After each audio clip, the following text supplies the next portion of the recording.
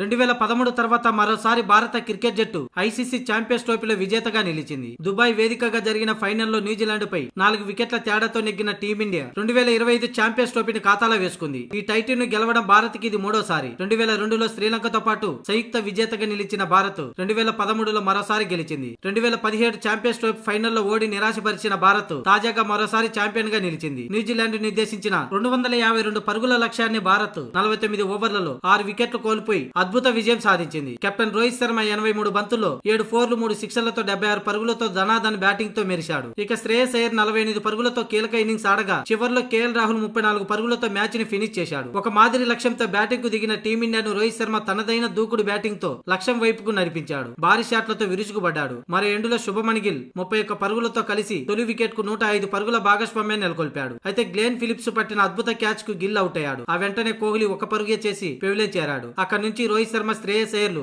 ఆచితూచి ఆడారు. అయితే భారీ షాట్ కు ప్రయత్నించిన రోహిత్ శర్మ స్టంప్ అవుట్ అయ్యాడు. అనంతరం శ్రేయస్ అయ్యర్, అక్షర్ పటేల్ కీలక భాగస్వామ్యాన్ని నెలకొల్పారు. అయితే కీలక సమయంలో వీరిద్దరు అవుట్ అయ్యారు. దీంతో కేఎల్ రాహుల్ తో జత కలిసిన హార్దిక్ పాండ్యా న్యూజిలాండ్ బౌలర్లపై విరుచుకుపడ్డారు. 18 బంతుల్లో 18 పరుగులు చేసిన హార్దిక్ పాండ్యా తన అవుట్ అయ్యే సమయానికే మ్యాచ్ టీమిండియా చేతుల్లోకి వచ్చేసింది. ఇక లోకేష్ రాహుల్ 34 పరుగులు చేయగా చివర్లో రవీంద్ర జడేజా 4 కొట్టడంతో మ్యాచ్ ఫినిష్ అయింది. దీంతో టీమిండియా 254 పరుగులు చేసింది. 6 వికెట్లు కోల్పోయి. అంతకుముందు న్యూజిలాండ్ టాస్ గెలిచి 251 పరుగులు చేసింది. ఆ జట్టులో డారెల్ మిచెల్ 63, మైకేల్ బ్రాస్వెల్ 53 పరుగులతో రాణించారు. టీమిండియా బౌలర్లలో వరుణ్ చక్రవర్తి, కుల్దీప్ యాదవ్ చెరో 2 వికెట్లు దిగా షమి, రవీంద్ర జడేజా తలా 1 వికెట్ దక్కింది. మొత్తానికి అటు బౌలింగ్ ఇటు బ్యాటింగ్ తో రాణించిన టీమిండియా ఓటమే లేకుండా ఛాంపియన్స్ ట్రోఫీలో విజేతగా నిలిచింది.